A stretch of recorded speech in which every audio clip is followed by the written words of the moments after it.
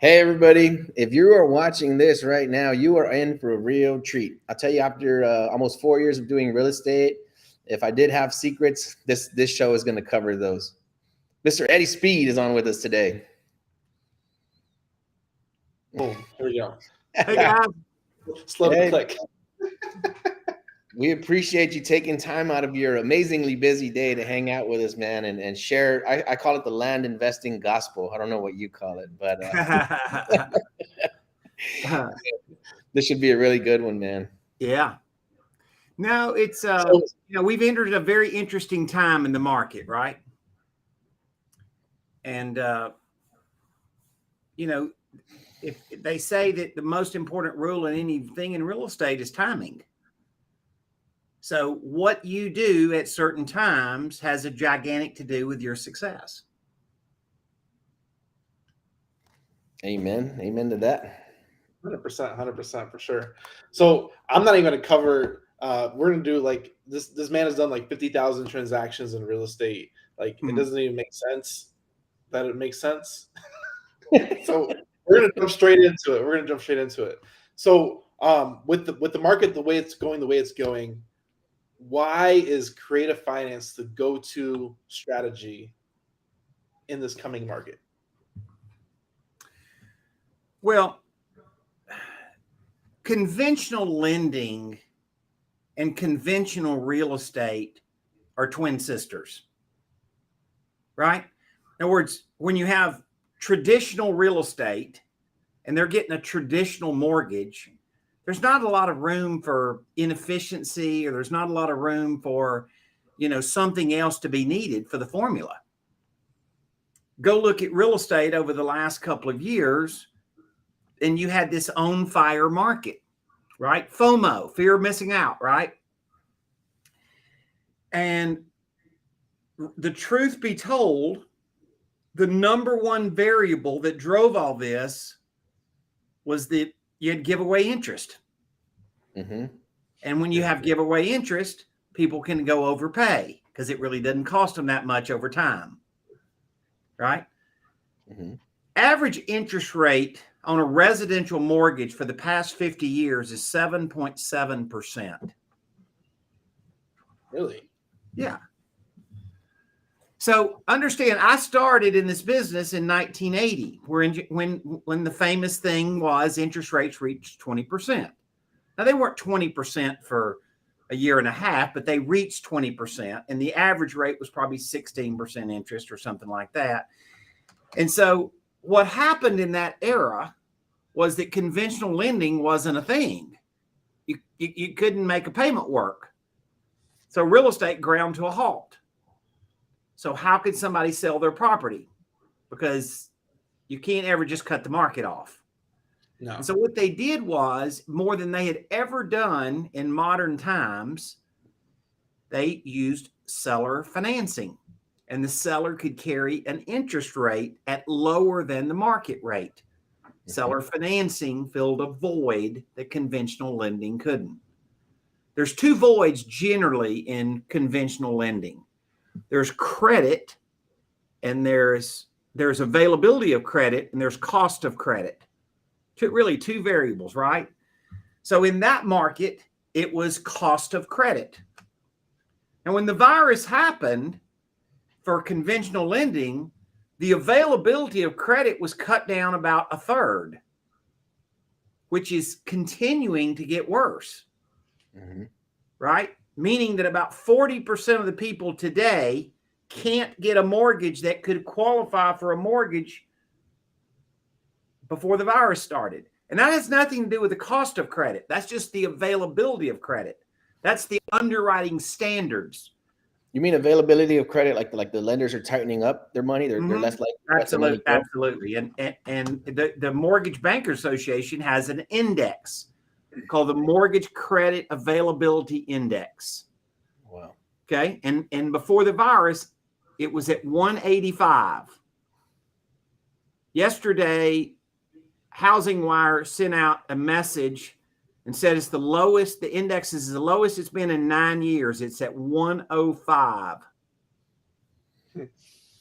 So when you hear a story from a realtor or from a home builder or from a real estate investor who was selling a property, they say, yeah, my guy got to the closing and the loan, the deal fell apart because of financing. I've been hearing a lot of that. It's the new word, right? Well, it falls apart for two reasons. The mortgage industry is in terrific turmoil. Like the ugly stories have not really even come out yet. Behind the scenes, it is not good. And what happens when you have a double in interest rate? What happens to the affordability of the payment? So you're saying, Eddie, why does every real estate investor right now scream, no matter what asset class they're in, doesn't matter if they're dealing in houses, land, storage, like what asset class has not been affected by rates? All of them. And so the deal is this is the opportunity with information or clarity of what you do. This is the opportunity land. You think I'm sleeping good at night or bad at night? This is my briar patch, man. Huh? And when you said I've done 50,000 deals, let me make sure you understand something. I've set my mark in this industry by showing real estate investors how to utilize creative financing, and then they ended up selling me deals. So I started out with education. I started out with teaching them how to do it correctly. So that they've created paper. In this case, if you're buying from someone and they're creating paper, I guarantee you're going to have an opportunity to buy their note at a discount. Yep. You might want to come see me. Ooh, wow. So understand, when I started all these things, the reason 50,000 notes is a crazy number, right? But listen, I developed a note system for home investors. I developed the note system for a lot of real estate investors who carried seller financing over and over and over and over, and then they would sell their loans to me. So when you say I did 50,000 notes, it's the truth. But the deal is I had a system to create notes so people could follow that track. And that's when they ended up doing business with me. So now all of a sudden we're in an era where I know what the problem every real estate investor has. High interest rates have changed how they exit their deal. Right? Yeah. And so they need to change how they acquire the property so they can change how they dispose the property. Does that make sense? Can you give us an example of that? Okay. Here's a perfect example. If you're going to go buy a property and you're going to be paying 8% interest, you're going to use it as a rental, or you're going to buy dirt, or whatever it is, right? If I could change your effective interest rate to 2%, then you could offer a wrap note and resell it, and you could make a lot of money off financing because you have a different strategy than everybody else paying cash. Does that make sense? Yep. That's how people thrive in these kind of markets. And the truth of the matter is, most people aren't going to do it, right? Most of the people that are in the market are going to put their head in the sand like an ostrich, and they're not going to do anything about it. And every real estate mastermind I go to, that the predictions are pretty clear by February of next year, half the people will be gone. I don't think that's funny. I'm not making light of that. I'm just saying that adapt to overcome. This is what being an entrepreneur is. Yep. Yeah, you have to be ready to pivot. So that's why I'm so interested in this conversation right here. I keep hearing you're probably like maybe the third or fourth person that said that, like, you got to like start thinking about creative offers. That's going to be the way of the future now, to pivot into this new storm that we're headed into. So can you tell us a little bit about how you set up your offers, or what you present to a seller when you're talking to them, both somebody that's maybe they're fairly priced, maybe they're not under market. I heard you talking to RE Tipster, and you said you can almost pretty much just make a full price offer. So you're not having to make these low wholesale offers. You can negotiate some stuff on paper to make the terms a little bit more attractive to the seller. Let me give you a number. Okay. Write this down. Y'all got a pencil? Everybody, the audience, write this down. Payment is $1,000 a month. Term is 30 years. That payment and that term are on 2 loans. One loan is $166,800, and one loan is $360,000. 2 loans, both identical payments, both identical terms. 166,800 is on a 6% note, and 360,000 is on a 0% note. Does price matter? No, because you're negotiating 0% interest. Yeah. So now what we're doing, and I'm going to tell you a little secret. And I want your audience to really, really get this. This is a little deep. Okay. It's the most important thing I'm going to say to you all day, other than how to get some more information.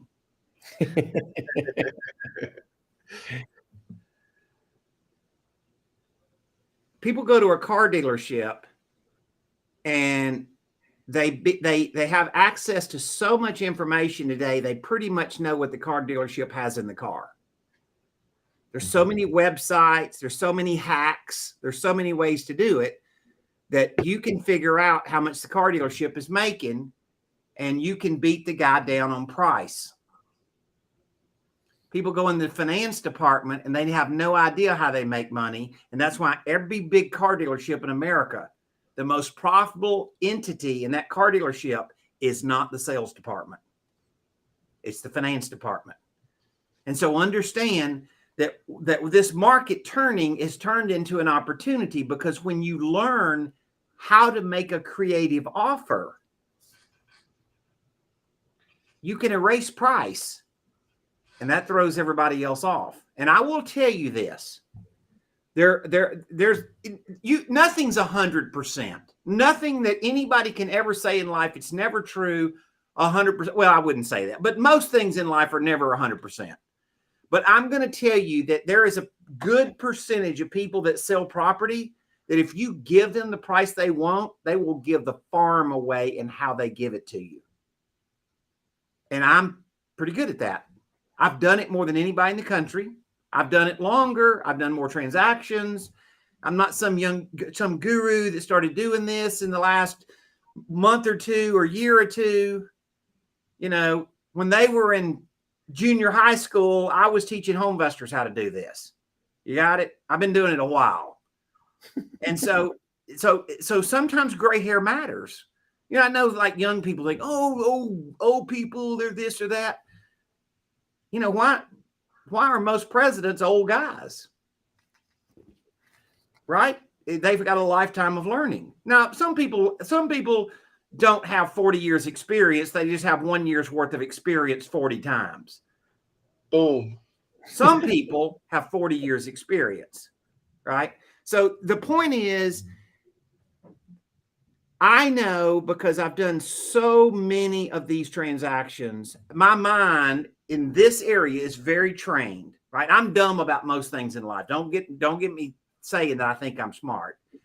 I am very seasoned, and on this subject, my mind is a little bit like a Rubik's Cube.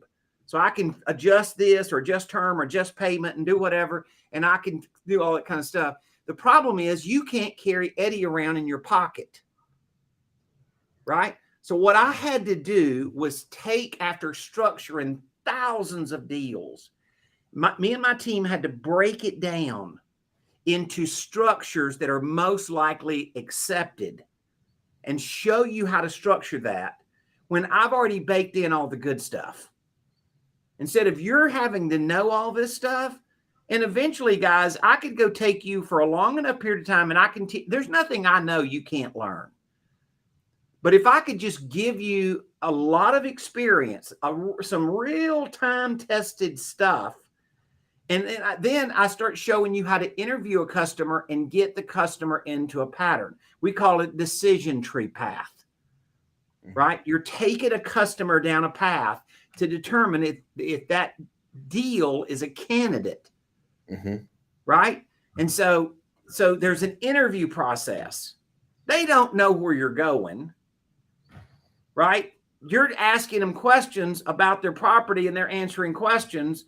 And then what you're doing is saying, oh, Cole, well, they're a candidate to carry a second lien. They're a candidate to carry a larger second lien. They're a candidate to carry financing on all of the deal.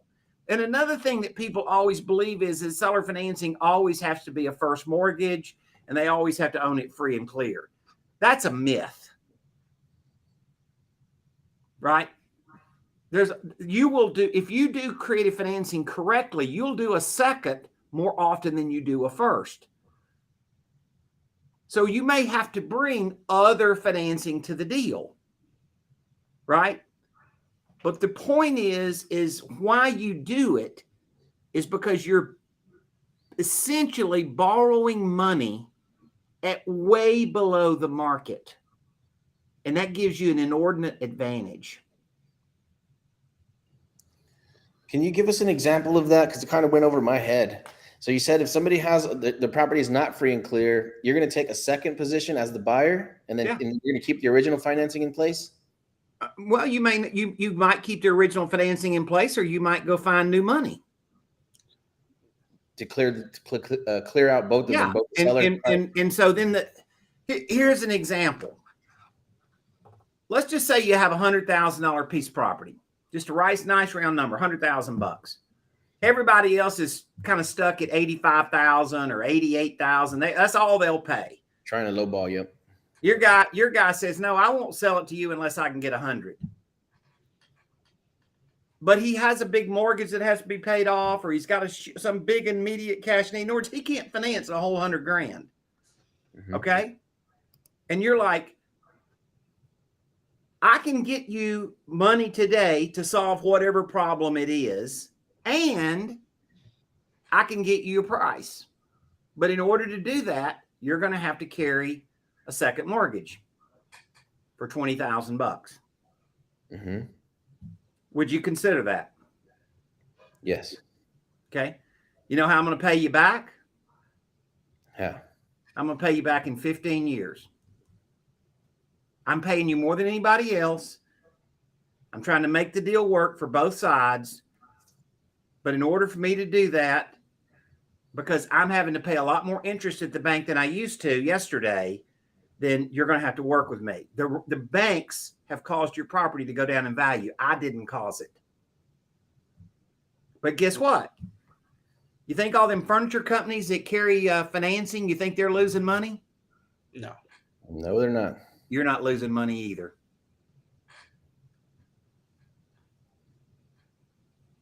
Man, that's super strong. That is super strong. Yeah. So I want to hit on something as well that you kind of brushed over, but I'm gonna dig in on this one. But what's the advantage of buying creatively when you're planning to sell it again? Okay, so you know that deal that you structured? Yeah. You're gonna close this at a title company, right? Yeah. And you're gonna have you're gonna have your lawyer draw these documents. You don't go get the seller to have his lawyer draw the documents. You want your lawyer to draw the documents because you want them drawn to your advantage. Now you're not going to cheat somebody. You're going to pay them back, but there's just all kind of little clauses and things you can put in legal documents that are not standard at the bank or a mortgage company that are way to your advantage if you owe the money. So you're going to bake into that deal what I call a permanent subordination clause. It's going to say it's a second mortgage, and it's going to say it's a second mortgage against any mortgage that somebody else goes and gets on it. So now you're giving the guy a deal. You're going to flip it, right? You're giving him a deal that a certain percentage of the cost of property is just free money almost. So if you're going to flip it, then you're in great shape. Now, I can tell you from experience that I don't like owner financing junk property. Period. I'm out. I got too much experience. I don't give a crap what they say on the internet.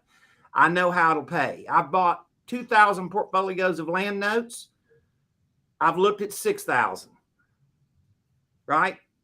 experience. So I don't like buying property where I think somebody's going to pay me back unless it's desirable property, house, land, apartments, whatever. I'm not a slum note guy of any asset class.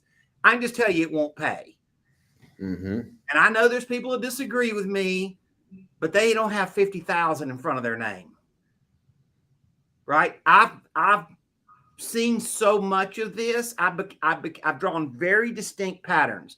Good notes are on good properties. Right? So if you want to flip a deal, you can flip it with financing in place. That is not a problem. That is a great advantage to the buyer, and they will pay you more money because you gave them free financing. Right? Mm-hmm. But what it also allows you to do is to go buy a better grade of property where the seller may carry a first mortgage, and then you get to do a wrap note. So you get to go enter a better asset class. And that's the loans that will pay you perfectly for decades. And now all of a sudden you built your own bank. And that's wealth. There's nothing wrong with flipping. It's just a job. And it's okay. I flip some deals. It didn't fit our criteria. And I know you guys flip. I mean, I got it. But the truth of the matter is, if you can think in terms of buying on terms and selling on terms and building a portfolio of your own bank, of your own notes, you wake up in 5 years and where are you? You know, there's an old saying, and I think it's true. If you'll do what most people won't do for 5 years, you can do what you want for the rest of your life. And so, you know, we've made certain things sound really sexy.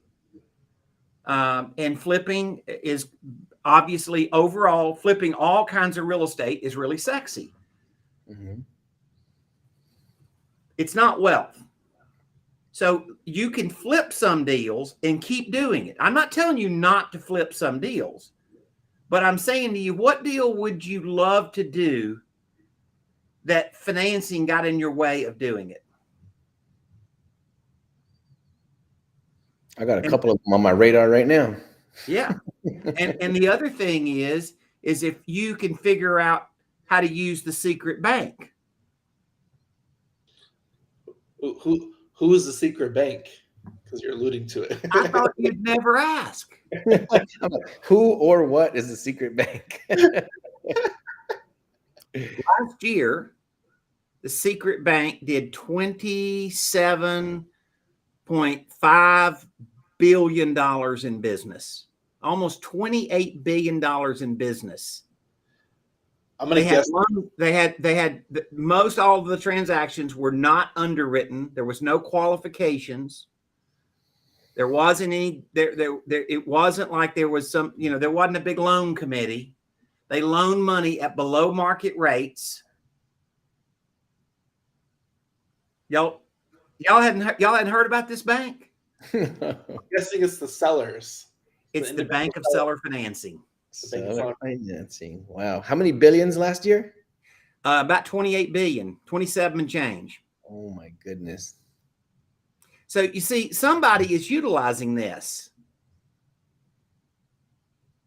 About 90,000 transactions.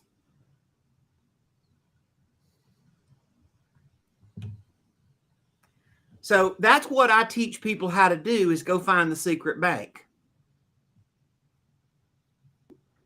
It's so it seems like secretive, like, oh, the secret bank, but it's individual sellers. So and this is, I think I know you know this one, but how much property is owned free and clear in the United States? About a third. A third, so 30%. Yeah, So, I mean, if depending on what asset class you're chasing, you know, like landlord properties, if you're buying houses, landlords, small-time landlords have an inordinate amount of free and clear houses, about half the houses they own. Land, people that inherited land have, a lot of free and clear property, right? So Yeah. there's certain types of property where you just know this will work better because the odds are they don't have any debt against it. It's so powerful because I didn't realize it was that big of a number. 27 billion. That's a huge number, and absorbing and finding that market share and possibly contacting those people it's interesting. It's crazy. Well, and once again, it's you know, so I've coached a lot of people to do this, and here's what I learned, right? For this process to work, it's got to be a simple process for you to follow. So what I did was I basically went backwards and looked at, we blueprinted out the process, and we blueprinted out the structures and how you do them. And from there, it becomes a lot easier because it's not so out there, right? It becomes pretty easy to go follow a template. Like like with a second lien, like I described, you can about figure that I'm going to write a gigantic deferral before you owe them any money. They're just financing a little piece of the deal, so you're not going to start paying them immediately. And so there's three paths: small second, larger second, seller carries all the financing. And once you can categorize the customer as to which program they're eligible for, then I can show you, things of go structure it this way, go do this, go that. So that's what I do in training is I show people the templates so they don't have to go think of everything, because it's not fair. I mean, this is what I've done for a long time, and I've structured so many deals. I now know what the odds are. Let me get you on a hack. I'll tell you a hack. Okay. Mm-hmm. Most people that are buying on terms and trying to buy with an extreme advantage because they're getting the seller to carry financing at below market rates, most people think the only way to do it is 0% interest. Statistically, less than 20% of the people will carry financing at 0% for a long period of time. Mm-hmm. Right? So getting drunk on carrying it at 0% interest that's not the magic, because they're losing all these deals that they don't even know about. But let me tell you what sellers will do over and over and over. Consistently, they will let you structure the financing where it looks like they're earning more interest than they're actually earning. Can you give us an example of that? That's a step rate. Mm-hmm. So you start out with $100,000 and you're paying 1.5% interest. And after 5 years, it goes to 2.5%. And after another 5 years, it goes to 4%. And after another 5 years, it goes to 5%. But here's the math. The effective interest rate on that structure is very, very low. It's in the low 2%, because you're paying all of the high interest on the backside of the loan when you've paid off most of the principal. But see, they don't know that. They're not a bank. Well, let me ask you a question. Average guy walking down the street wants to negotiate interest. I just pull out my financial calculator. I was looking to see if I could put my hand on it. I just pull out my financial calculator and say, no, you figure it. You calculate it. Exactly. They can't do it. And when you then make it an adjustable rate, you just eliminated 99% of the people that can do it. I'll bet you, Daniel, you can't do it. And you're a dang sharp guy with a financial calculator sitting on your desk. But if I told you to give me the true effective rate on the way I structured it, you'd be like, oh, crap. How do I do that? Because the bigger payment and the bigger interest starts way down the road 10 years from now. But what I've learned is this. Interest rates are country club bragging rights. They want to call their sister and say, we seller financed it and we're getting 5% interest. Country club bragging rights. And so, listen, how do you figure anything out in life? You're either taught it or you just done it so much you finally figured out the pattern to it. I've done it so much, I've figured out the pattern. I would rather just teach you. In other words, if I can give you the experiment and give you the results that we figured out, that's way more efficient than you're going and trying it. Yeah, 100%. And I've learned that there's just certain things that sellers will do. I describe it like, y'all know any junior high school teachers? No. I'm still friends with one of my cousin, some friend, somebody's a junior high school teacher, right? Yeah. So take a school teacher that teaches 7th grade English. Okay. There's two very distinct differences. That school teacher, that adult, does not think like a 7th grader. Agreed? Mm-hmm. Right. But that teacher has to know how a 7th grader thinks. Mm-hmm. I know how somebody seller financing thinks. And I've reduced it to a process, a system that I can help people do. It's not, in other words, it's just thought patterns that they're most likely to do this. If you structure it this way, they most likely will do this. In other words, and there's enough patterns to it that all of a sudden I've cracked the code on that pattern. I describe it like, you remember the show Candid Camera? Yeah. Mm-hmm. Yeah. So they know little kids are going to stick their hand in the cookie jar and open their hand to get the cookie, and then they're not going to be able to pull their hand out, right? They know that. But that little kid doesn't know that, do they? Mm-hmm. So they put the hidden camera over and over and over, and the kid sticks his hand in the cookie jar, and then he can't get it out. Ha, ha, ha, ha, ha. Somebody just figured out a human pattern. Mm-hmm. I figured out some human patterns about people willing to carry owner financing. Can we do a demonstration, just like, because here's what we get all the time is no, I just want my cash. I just want cash. You know, where do you go with somebody like that? Like, if you, you can show them on paper, you can make more money. Let me say this. Okay. This system works when you ask the right interview questions. Mm-hmm. This system works when you can overcome their objections. This system works when you can then structure a deal, Eddie structure, in a way that works. Mm-hmm. So when somebody says, I just want my cash, of course they do. Duh.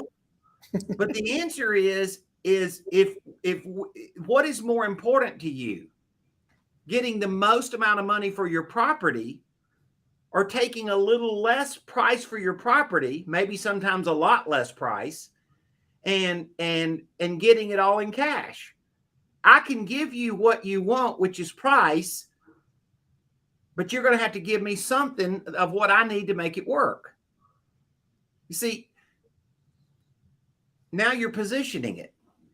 Yeah, that was amazing. What you just did right there was already like a great opener. That was amazing. So people tell me this all the time. Like, sellers won't take my price. You can imagine, Anthony, what I'm saying to myself is, you're not asking it the right way. Yeah, because just the way you just structured that was perfect. Like, what's more important to you, taking a low cash offer or getting the most amount of money for your property? So you just kind of like segued into that is like, okay, well, I'm going to show you how to get the most amount of money. Yeah. That's amazing. That's perfect right there. I mean, and the more you go and the more kind of positioning you understand, the thing that I love about teaching is I like to teach from a perspective of most people that do what I do are kind of math nerds, right? And they're good at whiteboarding a deal.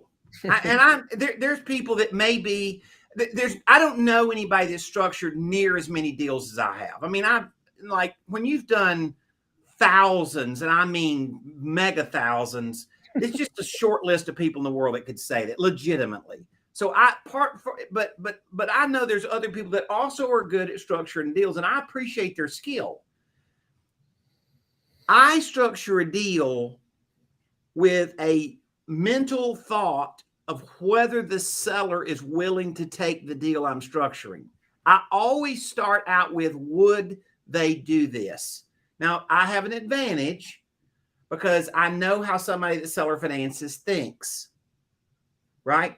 And so when I'm giving you a structure, I've already played all that out in my mind. I know that a seller 82% of the time will do it with that step rate interest the way I described. You don't know that. What you've seen is some guru on TikTok or internet or whatever, and they say they always buy them at 0% interest. Well, they may, but they're leaving a lot of money on the table. I can tell you that, because there are a lot of deals that won't close. And I would rather have a 20-year note than somebody willing to carry me 0% with a 5-year balloon. I would far rather have a 20-year note. And so you may feel like, well, Eddie, you're giving up interest you don't have to pay. And the answer is no, I may not be. And so it's okay to take a swing at 0%, but just expect no more than you're going to expect yes. The other thing I've learned is this: sellers start out, when you start out in terms, Anthony, it's a little along the lines of what you said. Sellers always start out with high expectations. What you have to do is interview them to find out which of the expectations is truly a sword they're going to fall on versus just them not really knowing what they're negotiating for and just sort of air fighting. You see what I'm saying? Mm-hmm. And I've learned that these interview processes we've developed lead people to the right question. That's the sword they really are going to fall on. So it's just it's a pattern. It's a process that people follow that leads them to better success than this. Let me ask you an example, Anthony. Take 2 salespeople. Mm-hmm. Give them 1,000 deals each to go work on. The salesman that has a psychological sales process will crush a salesman that just gets in there and starts to shuck and jive and try to talk about the property. Mm-hmm. Am I right? Oh yeah. Why? I mean, if you can systematize it, you can like walk the sellers down in their mind. Like you can go down these mental hallways. That's it. Yeah. You have to make them face what they have to face. Mm-hmm. So I start out with completely understanding that. If somebody brings me a terms deal and they haven't taken the customer down, as you refer to that psychological hallway, and that all they've done is gotten on there and found out about the land and this and that, and so they haven't prepared the customer, I'm not a magician. Mm-hmm. Right? I can't help them with a terms offer that's highly effective because they haven't prepared the customer in the right way. But I guarantee you that people that are just making cash offers, and particularly on the asset class, people making cash offers on land, they're buying on ridiculous terms, right? Ridiculous price, right? Yeah. I like dealing in a little better grade of land, right? Like I don't like dealing in real cheapo land. But if you can flip it, it's fine. There's nothing wrong with that. I'm not saying you shouldn't do it, but I deal in land that's a lot of money, but I get the seller to carry terms. You like what, like development land versus like farm and ranch? Or are you talking like cheap land? Like I like farming. I like farm and ranch deals. I like breaking up land tracts. Okay. I'm not really a developer. I call myself a land aggregator. But sometimes I may buy a single tract, or sometimes I may go buy a single tract that I sell is a single tract. Or sometimes I may go buy a piece of property and I can break it into 3, or I can break it into 8, or I can break it into whatever, right? Mm-hmm. But I love that business because the sellers are so prone to carry terms. Now, I know what a lot of guys say about the land business. Oh no, oh no, Eddie, they won't carry terms. We offer terms to them all the time. They'll never take terms. I'm like, well, how do you ask them?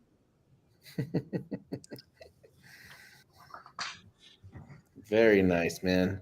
Do you focus on land primarily, or what asset class? I have a partner, and I've been in the land business for 30 years.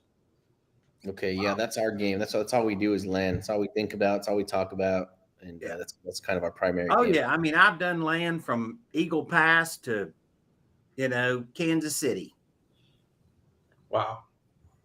And I like the land business. I've been around it for a very long time. I got into it because land guys would end up owner financing property, and I was a note buyer, right? So they'd show up at my door and they'd try to sell me notes.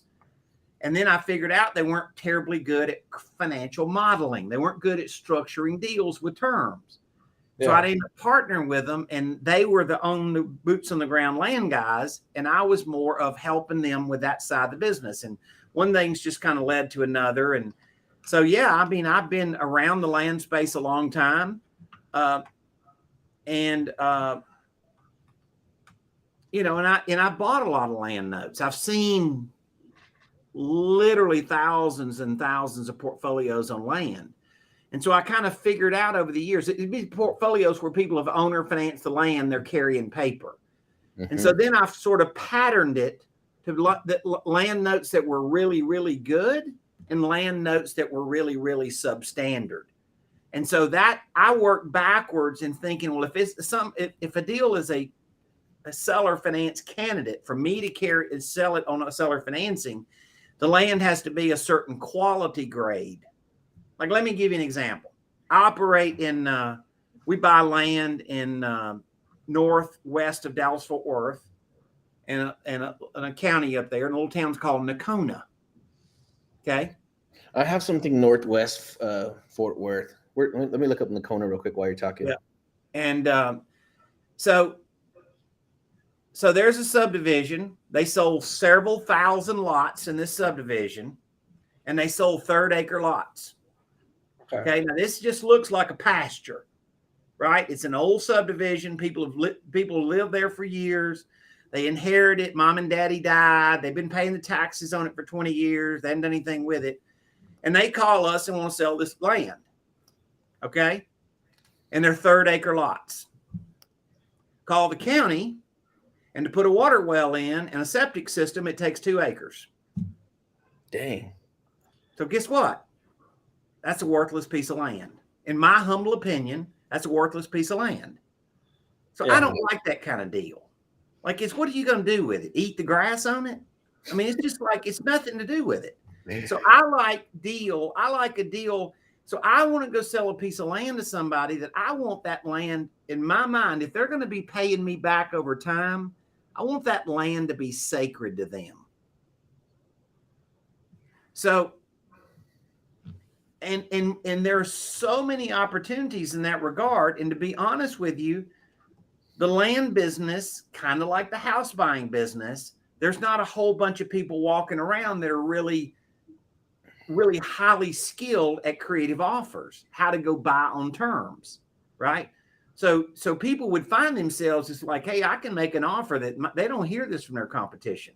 Let me give you an example. Go find me a $300,000 piece of land. Somebody inherited it from mom and dad, and they've had it for 20 years. And they thought they were going to go back and ride around and stay there and do a weekend, and they never did it, right? Typical piece of dirt deal you see, right? Yep. What if I could show them how to sell that property and maybe never have to pay tax on the capital gains? Dang. So let's say they inherited it 25 years ago. They got basically no basis in it. I mean, they might have something, but they got $20,000 basis, and they sell it for $300,000.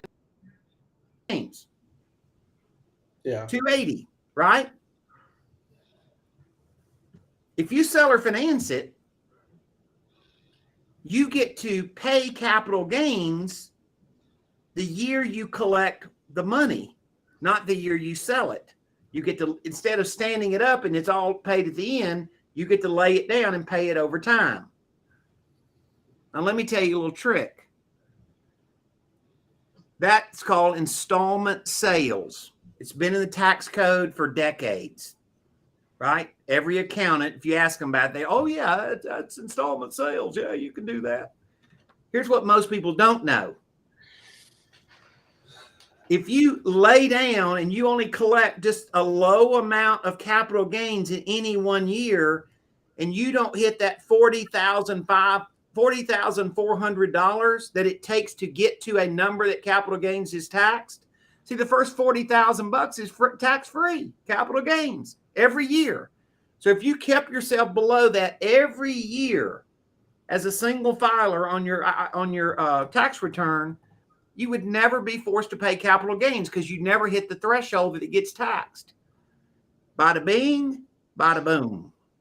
Mm. Wow. That's a freaking game changer right there. That's a hack. Wow, dude. Okay. Can we go over the installment sale a little bit? Because I've heard like in Texas, they said you can't do contract for deed. So the gentleman's he wants $1 million. He can't take it cash because then he's going to lose like 21% capital, long-term capital gains or something like that. You would never buy a property on a land contract. Okay. How do you buy it to where he gets the tax benefits and then you might also get He seller finances it to you. And so as long as he doesn't go above that threshold, he's good. Yeah. But if he does go above it, it's literally, you can just take you a piece of paper and map it out. Take $1 million in gain and lay it down sideways and take it out over 20 years and figure out how much every year that you can pay him to keep him below the amount that, see, the first so much money in capital gains each year isn't taxed. Mm-hmm. And if you never get to that amount, that's a free year of no tax, and the next year, and the next year, and the next year. So let me just generally tell you this about land contracts, okay? First of all, I bought well over 20,000 land contracts. So I happen to actually know how they work. I'm not an attorney, but I know a lot more about them than most attorneys. I foreclosed on them. I modified them. I know, believe me, I bought them in 30, 40 states. Mm-hmm. Most people are saying do a land contract because they're quoting to you an advantage that used to be true 15 or 20 years ago. Because 15 or 20 years ago, if the people didn't pay, you could treat them like a tenant and just do an eviction, called a termination of contract. Mm-hmm. Most every state's law have changed, and that's not true anymore. So when all these gurus are teaching land contracts, they don't know what the heck they're talking about. It's no unique advantage. It was 20 years ago, but the states have changed the laws. And you can't just, people have what's called an equitable interest in the property. A court of equity, they call it. Mm-hmm. And so then you have to say, well, you know, I can't just evict you. I got to go through a foreclosure process. So people think there's not foreclosure on land contracts, just don't know what they're talking about. Believe me, if I could have bought all the deals I bought and not had to take them to foreclosure, you think I would have done it? Of course I would have. I would have saved the money and time, but I had to follow the law. So there's most things about land contracts are a myth, right? Mm-hmm. I got no problem with a guy selling me a piece of property and deeding the property to me, and I'm going to give him a mortgage against the property. I'm going to own the property in my name, and he's going to be the bank. And is there a terrific tax consequence if I know how to show him how it works? Now, you got to do a disclaimer. You're not a CPA. You're not like all that stuff. You got to do a disclaimer. But let me just tell you something. That is a crazy closing he's never been pitched on before. And by the way, Anthony, look what I did. I showed you how to deal in a different asset class. Mm-hmm. Better property. Yes, and you mentioned that in the beginning. Yeah, you can go after nicer stuff, better stuff that you actually want to keep or hang on to if it was your property. And I love the way you phrase that. This land has to be sacred to them. Like you're not buying it like as a hobby or a play toy. Like this land better be your sacred ground, your holy ground. Well, listen, if you want to get paid, you can't sell somebody something. They're going to wake up one day and find out they're dissatisfied. Mm-hmm. Or find out they don't like it. So you got to sell them something that they want. And I just and like I said, I'm involved in deals that are literally on the border in Eagle Pass. I've done stuff all over South Texas. Been deeply involved with guys that did a lot of seller financing, lots of seller financing. I have a client in the Valley that's done 36,000 seller finance notes. Right? Believe me. I know the pattern of this property and how people will pay. So when people have done a dozen deals, let's just say they haven't done a big enough sampling yet to really know statistically how it works. And I want to say that I can show most people how to deal in a better grade of property by using creative financing, like we just discussed. Mm-hmm. So I love land. You'll have people on the podcast that want to do other kinds of property, and I help people with all kind of asset class. I don't care if you're dealing in dirt or houses or multifamily or storage facilities. The credit problem today, the interest rate problem today is not on one kind of property. It's universal. Yeah. What I hope after this conversation is people see it more of an advantage than a disadvantage. Yeah. 100%. There's, what was I going to ask? As far as financing goes, are you going through an RMLO, or if they put a large enough down payment, is that standard as if you're selling that seller finance property you have? Well, generally speaking, in every state, they define property that you're the lender on as used for residential purposes. So that's another big myth. Some land gurus tell you that land is not subject to Dodd-Frank. That's a lie from the pits of hell. Oh, shoot. I didn't know that. It's not. It is. If they could potentially use it for residential purposes, it's subject to Dodd-Frank.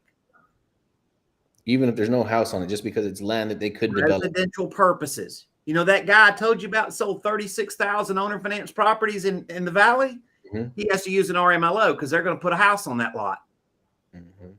So, and by the way, you think he's hired a stream of lawyers that could figure out if there's any way he could have not had to fool with Dodd-Frank? You think he'd have figured it out? Oh yeah. So when some guru tells you that you're not subject to Dodd-Frank, he's just making up stuff. Let's just be fair about it. I don't like that. I am an advocate for good business, and I'm an advocate for seller financing bringing a lot of joy to people's lives, right? But I just don't make stuff up that's not a truth. And I've seen land gurus. I know many people in your audience say, well, my guru said this. Well, I don't know what to say. I mean, you're asking me to respond to something I think is kind of ridiculous because I think the guru is saying something ridiculous in it. And I think sometimes they know better. They just say it anyway. I have a high distaste for that. So let me just tell you something. It's no big deal, Anthony. You hire an RMLO and you seller finance it and you're good. And by the way, when you go through an RMLO and you really do have an underwriting box and you really do have an approval process, I can tell you from looking at paper since 1980, it'll pay better.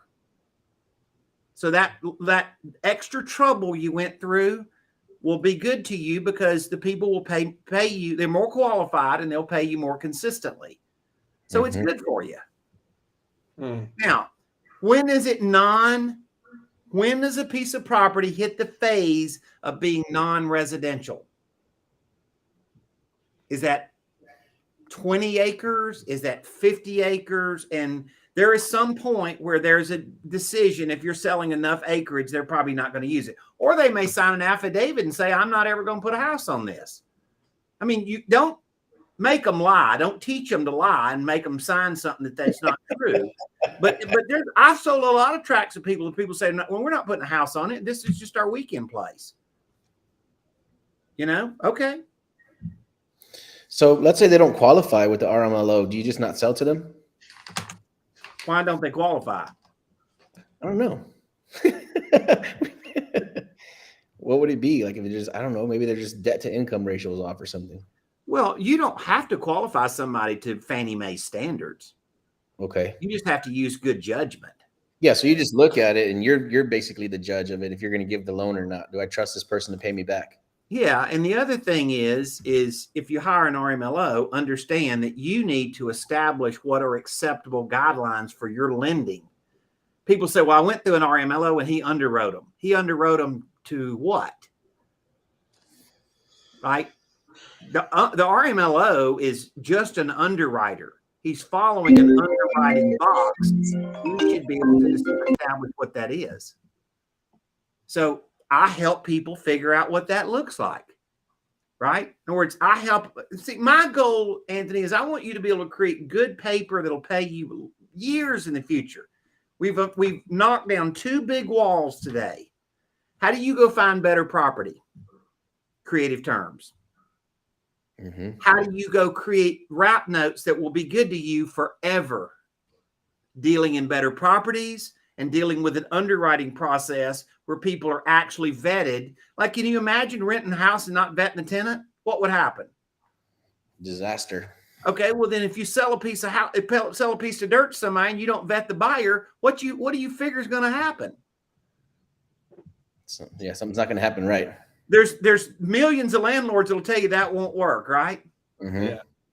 So understand it's the same thing, and so we're just establishing simple, common sense processes so that now all of a sudden you've really tightened up your business. That's what I like. And that's amazing. So what can people do to work with you? Do you have is it a course, a training? Is it a kit they can buy? Is it like weekly mentorship? Best way for them to start is to go through a master class with me. Mm-hmm. Right. And I've got it popped up there on the screen. I know you'll put it in the notes, right? Daniel, I know how you are. You do good. You're solid, right? You got this system figured out. So yeah, just noteschool.com/hi. This is a $100 class. And because of you guys, your squad are getting invited to it and you're paying it, essentially, right? I'm not charging you guys to come to it. So it's a couple of hours, and I just basically lay out what the system looks like. How does it work? Like you got to theoretically hear it today. Let me show it to you. Let me show you some examples. Let me show you how it works. And when you do that, then all of a sudden you're like, hey man, I can see this. This is like lining up. And then, you know, if they, at the end of the master class, if they learned all they need to learn, then go get them, Tiger. If they want to come to a little more extensive stuff with us, then they can come down the path with Note School. And we've got some very affordable training that's not expensive, but it's valuable. And we just show them how to go do this. Man, I'll tell you guys what, if you're watching this right now, for one, you are blessed. You are in the presence of greatness.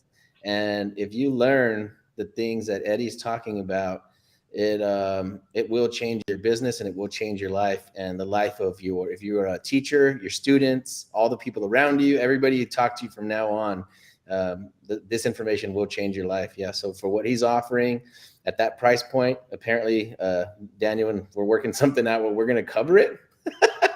Well, I'm saying to you that I don't just go when you go to see other Note School marketing, those people are paying $97. Yeah. You guys have been kind enough to kind of introduce me to your inner circle and your group here. And as a result of that, then we're not charging it. So, yeah. Holy smart. Yeah. If you guys don't take advantage of this, I mean, just the things that I've learned on this call right here alone, applying creative financing and notes and that kind of stuff to our business, I feel like I've probably learned more in the last like 60 days than I've learned in the last 4 years. So I for free, guys, I highly encourage you to jump on here and spend a little bit of time with Eddie. Yeah, because this guy is he's one of the greats, one of the legends. And if a lot of this stuff went over your head, hey, a couple of things went over my head, right? So please take a deeper dive, take a deeper look. Here's what we're gonna do. We're gonna slow it down. You know, we're gonna start out being very basic. This master class will show you the structure that we've developed so that you can feel confident. You can, at the end of the day, go make these simple offers of creative financing to the sellers, and you know how to. There's 3 things you got to do. You got to ask the right questions. You got to overcome objections. You got to make simple offers. And we're going to show you a very elaborate process to build it that we've now broken into just something simple. When we started out, it was all over the place, right? Thousands of deals and all this stuff. But we just broke it down and built lanes. And so a deal would fit right over here in this lane. That deal, like we now have made it to where somebody can just follow the path. And with that, a lot more people can utilize it. That's my heart. I want everybody in the country to be able to use it. Yeah. Amazing, man. I know there's people that know some of the stuff you know, and they're not openly willing to share it. So we really appreciate you coming on here and spending time with us. And it's very enlightening. I hope we could do some deals with you. So I think we might start sending some stuff your way. Yeah, this is amazing, man. Maybe we need to do part 2 of this and go a little bit deeper. The master class will really help your audience a lot, honestly. And I'm going to say this to you guys. That's what you should do. Just go down the path of the master class. Yeah. What we've done is taken it and made it very simple. Like when people leave the master class, their level of clarity is like then becomes really high. Right. And we can teach very advanced stuff. Of course we can. But people just need some basic stuff to get started. And we just want to get them on I want people to leave there with actionable steps. And that's what the master class is designed for. There you go. That's it, guys. We're heading into a storm. There's no question. Whoever says that we're not is kidding. You better have the tools to be able to navigate the storm, or you might find yourself in a little bit of trouble. So get ahead of the curve. Join the masterclass. Check it out. I promise you the information is going to change your life. Man, thanks for coming on. I really appreciate your time. I know it's just amazing. It's just amazing to have this conversation with you because, like, every time I love doing podcasting because you key on certain parts that you don't really know the answer to, and it's just it brings clarity over time. So if you didn't, it's a good format for me because it lets people kind of get to know me, and I'm just a regular guy. I'm just a regular dude that's been doing something a long time and have built a little specialization out of it, but I love it. And I want all of your audience to have success with it. Well, there you go. Well, we appreciate your time. Thanks for coming on. Check them out. The Note Authority on Instagram and noteschool.com/hive. Go check it out. We appreciate your time. You all have a great day. Thanks for coming on this episode. We'll see you next time.